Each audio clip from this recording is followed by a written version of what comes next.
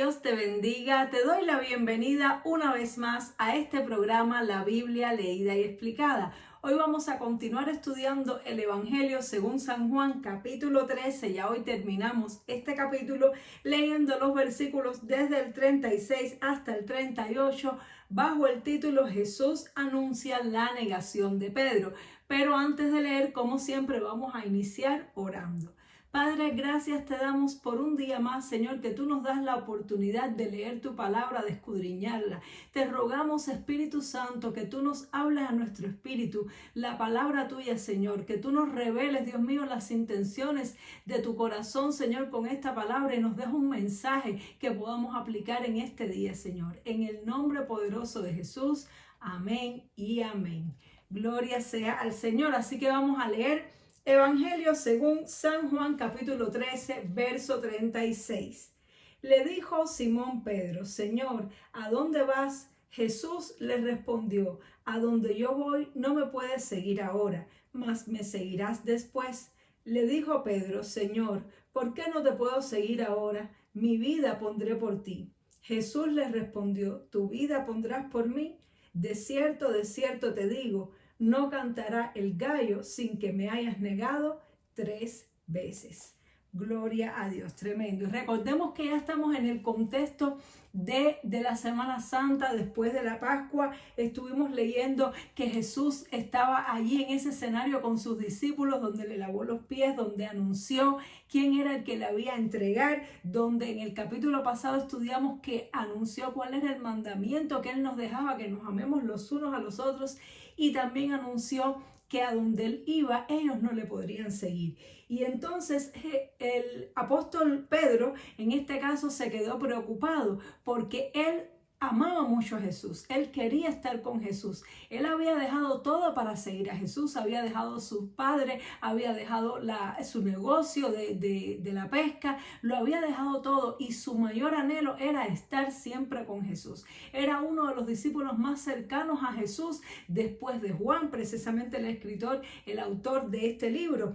Y entonces aquí vemos que ya Pedro habla con él de una manera más personal y le dice: dime a dónde vas, yo quiero saber a dónde vas. En otras palabras, ¿por qué yo no puedo seguirte? Y Jesús le insinúa que de alguna manera tiene que morir para poder seguirle, porque él le dice: mas me seguirás después. Y Pedro intuyó de que estaba diciendo a Jesús que iba a morir, y por eso él le dijo: si yo tengo que morir contigo, yo voy a morir contigo, yo voy a poner mi vida por ti. Si es necesario para estar contigo hasta el final, morir junto contigo, yo voy a morir junto contigo. Y esto es tremendo porque nos habla de el amor de Pedro y la disposición tan grande que tenía Pedro de amar a Dios hasta el final. Yo pienso que las palabras de Pedro eran muy sinceras desde su corazón, lo que él quería, lo que él entendía.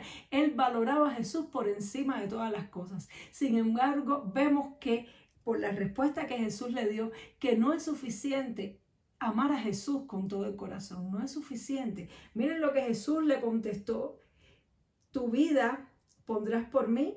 De cierto te digo, no cantará el gallo sin que me hayas negado 3 veces. Es decir, que Jesús conocía a Pedro más que lo que Pedro se conocía a sí mismo.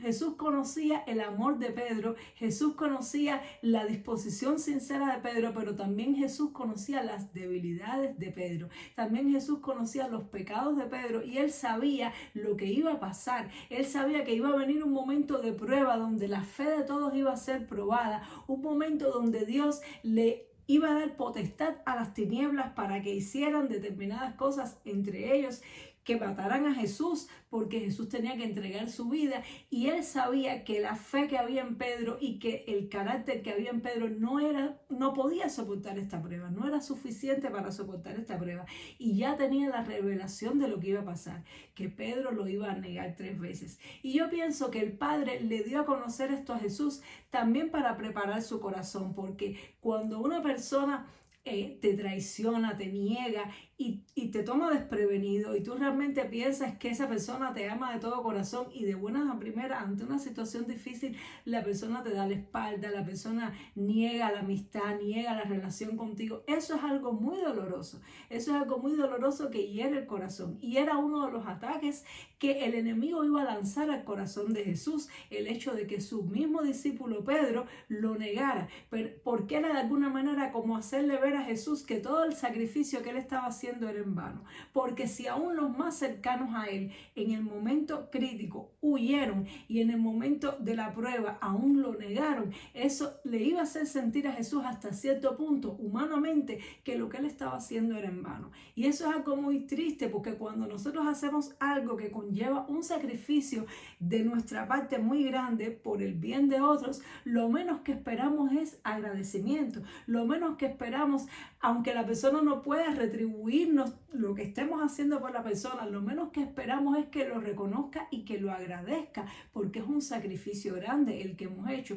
Y lo peor que nos puede pasar es que después de haber sacrificado algo bien grande, ya sea nuestro dinero, nuestro tiempo, nuestro esfuerzo por una persona, esa persona a la quien amamos y también pensamos que nos ama, esa persona se vuelve ingrata con nosotros, esa persona nos traiciona, esa persona nos niega públicamente. Eso es una cosa muy triste que produce una herida muy grande en el corazón y sabemos nosotros que ya nos ha tocado vivir muchísimos años después que el sacrificio de Jesús para nada fue en vano, porque aquí estamos nosotros y hay miles y millones de personas a lo largo de toda la historia que han sido salvos y seguirán siendo salvos gracias a lo que hizo Jesús en la cruz. Pero en el momento en que estas cosas estaban ocurriendo, Jesús lo que tenía eran sus discípulos, los más allegados a él. Las multitudes le seguían, pero Jesús sabía que le seguían por milagros, sabía que le seguían por panes y peces, pero los que de verdad le amaban, los que de verdad habían dejado todo para seguirle, eran sus discípulos y uno de ellos lo iba a negar. Y por eso yo creo que el Padre se lo reveló, se lo debe haber mostrado con un lujo de detalles que Jesús incluso sabía que un gallo iba a cantar. Jesús vio el escenario completo. Lo más probable es que haya tenido una visión donde el Padre le reveló exactamente todo cómo iba a acontecer. Vio ese gallo, contó las veces que cantó y vio a Pedro negándolo 3 veces. Entonces Jesús hasta ese punto se había guardado esta información y esto es algo muy interesante. Jesús no había anunciado anteriormente que Judas lo iba a negar, pero él se había guardado la información de que Pedro lo iba a negar. Sin embargo, la pregunta de Pedro y la declaración de Pedro hace que Jesús abra su corazón y diga lo que él ya sabía. Aparentemente no había una intención en Jesús de decir esto, de decirle a Pedro que él lo iba a negar, mas sin embargo, él entendió por el Espíritu que debía decirlo, que no solamente debía anunciar la negación de Judas, sino que también debía anunciar la negación de Pedro. Y yo pienso que Jesús lo hizo también para el mismo beneficio de Pedro y el mismo beneficio de los discípulos, porque después que estas cosas acontecieron, le era más fácil entender y adorar a Dios, a Pedro y a los demás discípulos al ver que aún Jesús sabía de antemano todo lo que iba a pasar. Por eso la profecía es tan importante, porque cuando las cosas se dicen de antemano, cuando se avisan, como dice un dicho, un viejo dicho, guerra avisada no mata soldado. Cuando sabemos las cosas por antelación, nos da tiempo a preparar nuestro corazón para lo que va a suceder y nos da tiempo a, en medio de la prueba o después que pase la prueba, recordar las cosas que antes fueron anunciadas. Por eso es tan importante que tú y yo tengamos el corazón espiritualmente siempre preparado, que estudiemos mucho la palabra de Dios, porque en ella están anunciadas todas las cosas y se vienen tiempos muy difíciles sobre la tierra, donde nosotros nos vamos a poder agarrar de una palabra de Dios que nos dijo que en los postreros días serán tiempos peligrosos, y cuando veamos las cosas acontecer no nos vamos a turbar ni vamos a tener miedo, porque ya Jesús nos los dijo anteriormente. Por eso es tan importante la profecía y por eso yo pienso pienso que era la voluntad de Dios, aunque Jesús retuvo esta información hasta el final, era la voluntad de Dios que Jesús se lo dijera y Jesús entendió que debía decir esta información. Yo me imagino que Pedro se habrá quedado como atónito, como diciendo, pero yo no voy a hacer eso, imposible, imposible. Y es que Dios nos conoce nuestro corazón, Él nos puede predecir mucho más de lo que nosotros mismos nos podemos predecir. A veces nosotros creemos que estamos listos para una tarea, a veces creemos que estamos listos para un llamado, listos para un ministerio, pero Dios ve muchos años más allá y Él sabe lo que tú y yo podemos ser capaces de hacer. Él escudriña nuestro corazón. Por lo tanto, tenemos que ser humildes delante de Dios, preguntarle, aun cuando nosotros creemos que algo es así o creemos que ya es el tiempo, tenemos que preguntarle, porque Dios ve en nuestro espíritu lo que nosotros mismos no somos capaces de ver. El pecado ciega. Y el pecado que hay en nuestro corazón nos ciega aún nuestras propias debilidades. Por eso David decía, escudriñame, Señor, escudriña lo profundo de mi corazón y muéstrame, porque tenemos que pedirle al Señor que nos escudriñe.